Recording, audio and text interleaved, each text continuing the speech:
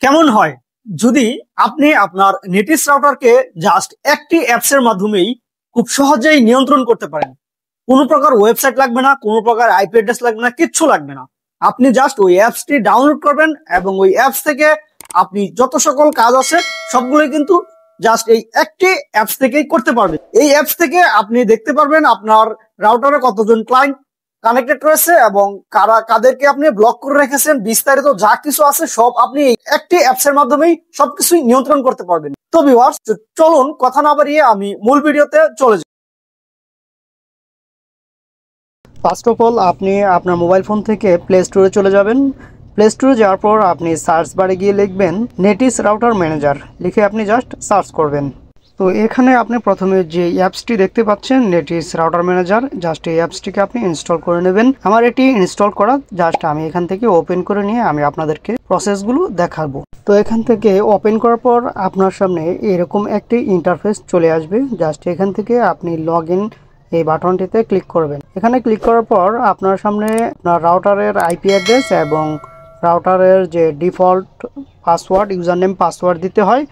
তো আপনার user name এবং পাসওয়ার্ডটি দিয়ে আপনি জাস্ট এই রাউটারটিতে প্রবেশ করবেন। রাউটারে লগ ইন করার পর আপনার সামনে এরকম একটি অ্যাডভান্স লেভেলের ফিচার বা অ্যাডভান্স লেভেলের একটি ইন্টারফেস শো করবে, যেখান থেকে আপনি আপনার রাউটারের যাবতীয় সকল কিছুই দেখতে পারবেন একসাথে।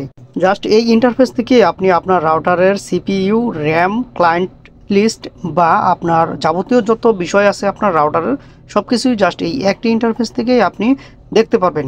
এবং বিশেষ করে নিচে দেখতে পারবেন ক্লায়েন্টের ডিটেলস বা ক্লায়েন্ট কয়টি ডিভাইস আপনার রাউটারে কানেক্টেড আছে সবগুলোই কিন্তু নিচে এক এক করে সবগুলোই শো করবে। তো আমার কাছে এই অ্যাপসটি খুবই ভালো লেগেছে এবং খুব অ্যাডভান্স লেভেলের একটি অ্যাপস। এই অ্যাপস ব্যবহার করে আপনি আপনার রাউটারের যাবতীয় সবকিছুই খুব সহজেই মোবাইল ফোন দিয়েই কন্ট্রোল করতে পারবেন। তো চলুন কথা না বাড়িয়ে আমি এখন আপনাদেরকে এই অ্যাপসের যে অ্যাডভান্স ফিচারগুলো রয়েছে সবগুলো একটি একটি করে দেখিয়ে দিচ্ছি।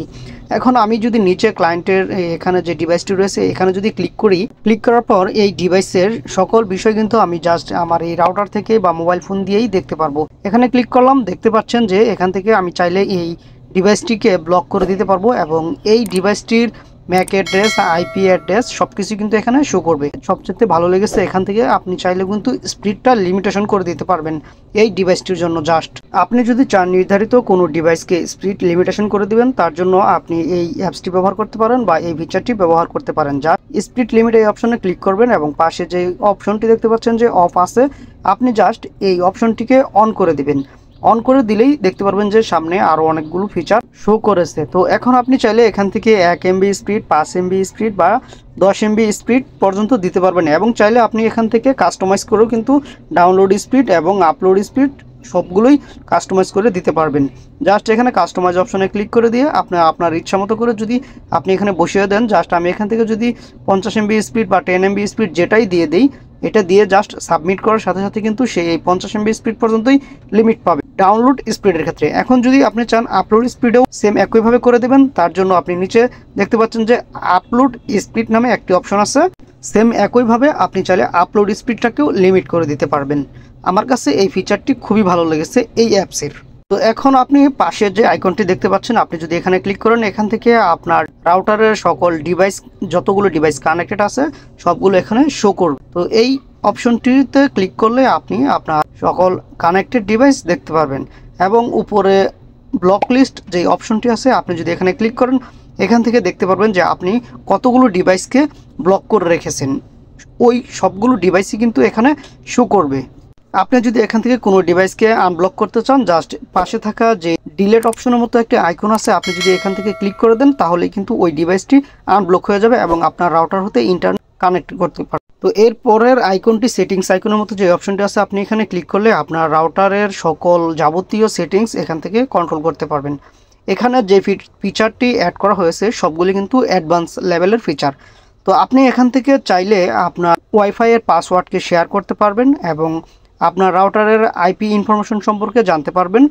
তো এখান থেকে আমি ওয়াইফাই কিউআর কোড শেয়ার এই অপশনে ক্লিক করলে আপনার রাউটারের পাসওয়ার্ড, আপনার রাউটারের নাম বিস্তারিত কিন্তু এখানে শো করবে। তো আপনি চাইলে এখান থেকে আপনার রাউটার পাসওয়ার্ড শেয়ার করতে পারবেন। এখন আপনি আইপি ইনফরমেশনে যদি ক্লিক করেন, আপনি দেখতে পারবেন আপনার ব্রডব্যান্ড কানেকশনটি কোন আইপিতে দেয়া আছে। তো আমার এই রাউটারটি পিপিওই আইপিতে দেয়া আছে। তো আপনি চাইলে আপনার রাউটারের কোন আইপি ইনফরমেশন দেওয়া আছে বা আইপি কানেকশন দেওয়া আছে, আপনি চাইলে এখানে ক্লিক করলে দেখতে পারবেন এবং আপনার রাউটারের ম্যাক অ্যাড্রেস, আইপি অ্যাড্রেস, বিস্তারিত সকল কিছুই কিন্তু এখান থেকে আপনি দেখতে পারবেন এবং ডিএনএস সার্ভার সব কিছু এখান থেকে দেখতে পারবেন। চেঞ্জ এসএসআইডি এখানে ক্লিক করে আপনার রাউটারের নাম এবং পাসওয়ার্ড দেখতে পারবেন এবং চাইলে এখান থেকে পরিবর্তনও করে নিতে পারবেন। তো এখানে একটি সুন্দর একটি ফিচার অ্যাড করা হয়েছে যে আপনার রাউটারে কত এমবিপিএস স্পিড রয়েছে আপনি চাইলে কোনো প্রকার ওয়েব ছাড়াই কিন্তু এই অ্যাপস থেকেই চেক করতে পারবেন। এখানে fast.com এবং okla.com এই দুইটি ওয়েবসাইটের লিঙ্ক দেওয়া আছে, আপনি চাইলে এখান থেকে আপনার রাউটারের স্পিড দেখতে পারবেন টেস্ট করে। তো আমি এখান থেকে ওকলা দিয়ে টেস্ট করে দেখাবো আপনাদেরকে আমার রাউটারের কত স্পিড রয়েছে। জাস্ট এখান থেকে সিলেক্ট করে দিয়ে গো অপশনে ক্লিক করে দিলাম। ক্লিক করে দেওয়ার পর দেখতে পাচ্ছেন যে আমার রাউটারের যে স্পিড রয়েছে সেটা কিন্তু এখান থেকে দেখিয়ে দিচ্ছে এবং এটি অ্যাকুরেটলিভাবেই দেখিয়ে দিচ্ছে। তো আপনি চাইলে এই ফিচারটি ব্যবহার করে আপনার রাউটারের স্পিড দেখতে পারবেন। তারপর নিচে অ্যাডমিন প্যানেল সেটিংসে অপশনটি রয়েছে, এখানে ক্লিক করলে আপনি আপনার রাউটারের যত পার্সোনাল বা হাইডেন বিষয়গুলো আছে সেগুলো সব কিছুই দেখতে পারবেন। পাসওয়ার্ড যত কিছু আছে সবগুলো এখান থেকে দেখতে পারবেন।